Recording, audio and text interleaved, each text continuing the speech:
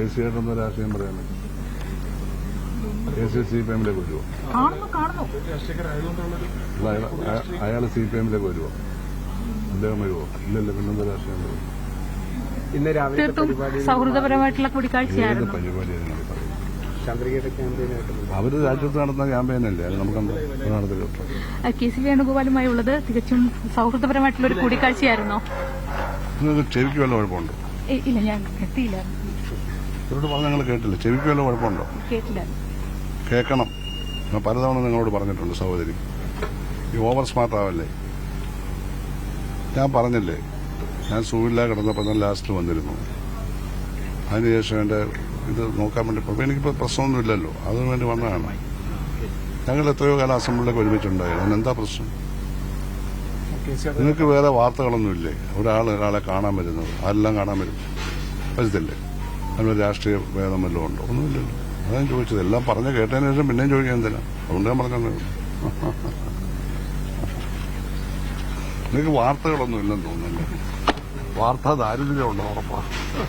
അല്ല, എന്തായാലും എന്നെ കാണാൻ ആരെല്ലാം ഇവിടെ വന്നു? ആരെല്ലാം എന്നെ കാണാൻ വന്നു? സുഖമില്ലായിരുന്നു.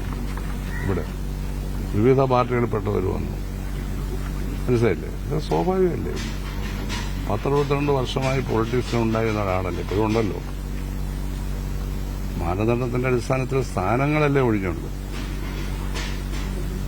അതായത് പാർട്ടി സ്ഥാനങ്ങളല്ലേ, അത് മാനദണ്ഡമല്ലേ, ഞങ്ങളെല്ലാം കൂടെ തീരുമാനിച്ചതല്ലേ. പക്ഷെ നമ്മുടെ രാഷ്ട്രീയത്തിലുണ്ടല്ലോ. ഏരിയ സമ്മേളനങ്ങളൊക്കെ പൂർത്തിയായിക്കൊണ്ടിരിക്കുകയാണ് ആലപ്പുഴയിൽ. എല്ലാം പൂർത്തിയായിക്കോട്ടെ, അതൊന്നും പ്രശ്നമില്ല, എല്ലാം ആയിക്കോളും. സാറേ ഒരു കാര്യം, അതായത് ഈ BJP നേതാക്കൾ പറഞ്ഞിരിക്കുന്നത് സാറ് അസ്വസ്ഥനാണ്, അതൃപ്തനാണ് പറഞ്ഞവരിങ്ങനെ ഇന്നലെ ബിപിൻ സി ബാബു പോയപ്പോൾ ഇങ്ങനെ ഒരു പ്രതികരണം BJP സംസ്ഥാന പ്രസിഡന്റ് ഭാഗത്തുനിന്ന് ഉണ്ടായിട്ടുണ്ട്. അപ്പം അങ്ങനെ എന്തെങ്കിലും ഒരു അസ്വസ്ഥതമായ എന്തെങ്കിലും സാറിന്റെ പേര് പറഞ്ഞു തന്നെ പറഞ്ഞിരിക്കുന്നത്, ഈ K. സുരേന്ദ്രൻ പറഞ്ഞിരിക്കുന്നത്. അതിന് ഞാൻ സമാനം പറയണമല്ലേ? അല്ല, അതിപ്പോ K. സുരേന്ദ്രൻ എന്തെങ്കിലും പറഞ്ഞാൽ ഞാനാണോ സമാനം പറയുന്നത്? അതെന്ത് പത്രധർമ്മോ? അതെനിക്ക് മനസ്സിലായി. അത് ഞാനെന്താണ് സമാനം പറയുന്നത്? സാറിന്റെ പേര് പറഞ്ഞതുകൊണ്ട്. എന്റെ പേര് ആരെല്ലാം ലോകത്ത് പറയുന്നുണ്ട്, പൊതുപ്രവർത്തകരില്ലേ. അതിനെന്താ സമാനം പറയുന്ന രീതി നമുക്കില്ലാണ്. ഞാൻ ഒന്നാമതേ ഇപ്പൊ അധികമൊന്നും പ്രതികരിക്കാതെ പോലുമില്ല. K. സുരേന്ദ്രൻ പറഞ്ഞു. അത് അയാൾ പറഞ്ഞ് ഞങ്ങൾ കേട്ടില്ലേ? ഞാൻ അസ്വസ്ഥനാണെന്ന് അയാൾ പറഞ്ഞില്ല. അങ്ങനെ അയാൾ പറഞ്ഞില്ല. ഞാൻ അസ്വസ്ഥനാണെന്ന വാക്ക് അയാൾ പറഞ്ഞിട്ടില്ല. അത് ഭേദഗതി ചെയ്ത് പറയുക. അതിന് ഞാനെന്ത് വേണമെന്ന്? നിങ്ങൾ അസംതൃപ്തരെ പോയി കാണ്. എനിക്കെന്തിന്റെ അസംതൃപ്തിയാണ്? ഞാൻ നിങ്ങളുടെ ആലപ്പുഴയിലെ മാധ്യമപ്രവർത്തകരുടെ രീതിയോട് പൂർണ്ണമായി വിയോജിക്കുന്ന ആളാണ്. നിങ്ങൾക്ക് വസ്തുതകളൊന്നുമല്ല അറിയേണ്ടത്, നിങ്ങൾക്ക് എന്തെങ്കിലും വാർത്ത കൊടുക്കണം. എനിക്ക് അസ്വസ്ഥത ഉണ്ടാവേണ്ട എന്ത് കാര്യമാണ്? പറ, എന്ത് കാര്യത്തിന്? നിങ്ങൾക്കൊരു വാർത്ത കൊടുക്കണം. CPM-നകത്ത് അസ്വസ്ഥതയാണ്.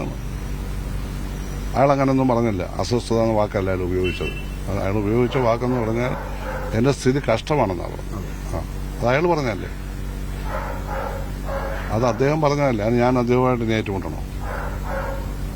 സുരേന്ദ്രൻ ഇപ്പൊ എത്ര പേരുടെ ഏറ്റുമുണ്ടോ ഒരു ദിവസം? അപ്പൊ ഇങ്ങനെ പറഞ്ഞുകൊണ്ടിരിക്കുക.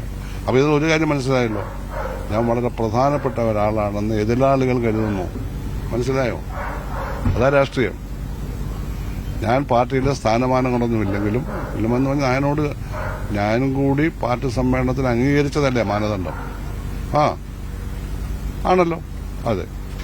അപ്പോ ഇല്ലെങ്കിലും എന്റെ കഴിഞ്ഞ 62 വർഷക്കാലത്തെ രാഷ്ട്രീയ പ്രവർത്തനത്തിന്റെ ആ ഒരു രീതി കാണുമ്പോൾ പാർട്ടിയിൽ ഇല്ലാത്തവർക്കും പാർട്ടി വിട്ടുപോകുന്നവർക്കും എല്ലാം എന്നെപ്പറ്റി പറയേണ്ടി വരുന്നു.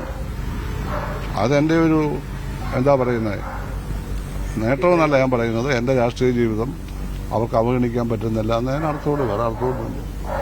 ബിബിനെ പോലുള്ള ഈ ജില്ലാ പഞ്ചായത്ത് വൈസ് പ്രസിഡന്റ് ഒക്കെ ആയിരിക്കുന്ന ഒരാളുടെ പോക്ക് എന്ന് പറയുന്നത് പ്രത്യേകിച്ച് ആലപ്പുഴ പോലുള്ള അതൊക്കെ ജില്ലാ സെക്രട്ടറി മറുപടി പറഞ്ഞു കഴിഞ്ഞു.